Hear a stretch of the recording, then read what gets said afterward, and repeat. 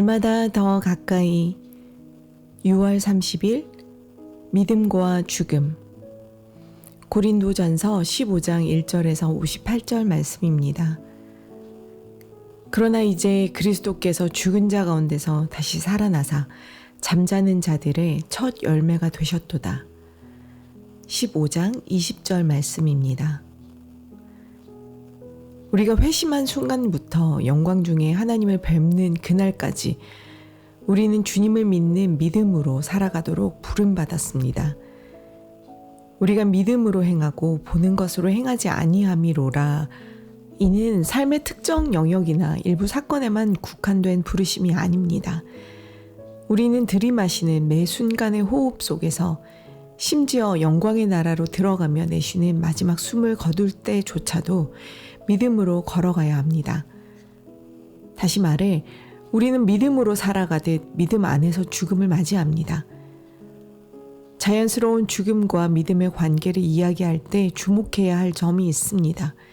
그것은 종교, 문화, 인종, 정치, 철학, 경제적 배경을 막론하고 인간이라면 누구나 죽음 앞에서 동일한 질문을 던지게 된다는 사실입니다. 사람은 누구나 삶의 어느 시점에는 사후 세계가 존재하는가라는 질문에 마주하게 됩니다.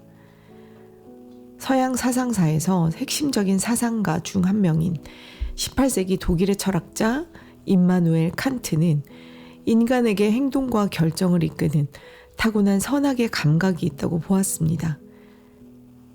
그리고 이 선악의 감각이 우리로 하여금 법을 만들고 범죄자를 처벌하며 사회가 완전한 무정부 상태로 무너지는 것을 막기 위한 다양한 조치를 취하게 만든다고 설명했습니다.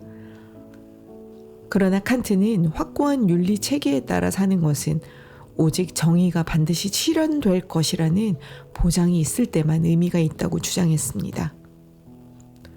선을 행하면 상을 받고 악을 행하면 벌을 받는다는 것을 알 때라야 비로소 도덕적 원칙에 따라 살게 된다는 것입니다. 하지만 칸트는 이 세상에서 정의가 완벽하게 실현되지는 않는다는 사실도 알고 있었습니다. 때로는 옳은 일이 보상받지 못하고 악한 일이 처벌받지 않기도 합니다. 죽음 너머의 삶이 존재할 때, 즉 살아서 바로잡히지 못했거나 불완전하게 처리된 모든 불의를 바로잡아 주실 완전한 재판관이 계실 때에만 정의는 비로소 승리할 수 있습니다. 우리가 옳은 일을 행하기 위해서는 정의가 반드시 이루어진다는 것을 알아야 하고 정의는 오직 사후세계가 존재할 때만 성립합니다. 만약 사후세계도 없고 최후의 심판도 없다면 우리가 원하는 때에 원하는 것을 마음대로 하며 살지 않을 이유가 전혀 없는 것입니다. 이러한 진리는 바울이 오늘 본문에서 펼치는 논증의 핵심 배경이 됩니다.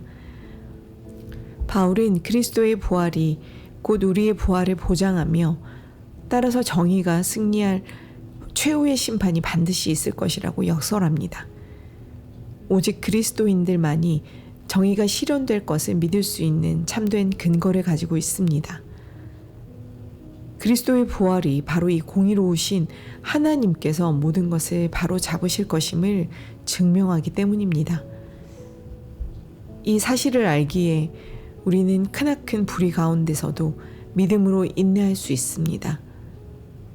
우리는 공의의 하나님께서 마지막 날에 모든 것을 바로 잡으실 것을 확신하며 그리스도를 믿는 믿음 안에서 죽음을 맞이할 수 있습니다. 우리의 마지막 숨을 내쉬는 순간에도 우리는 그리스도 안에서 확신에 차 있을 수 있습니다. 그럼 하나님 앞에서 살아가는 나의 삶을 묵상해 봅니다. 우리 주위에 만연한 불의를 바라보며 세상은 결코 바로잡히지 않을 것이라고 지레짐작하기 쉽습니다.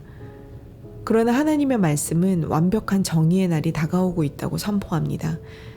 믿음으로 사는 사람들은 다가올 정의를 시야에서 놓치지 않습니다.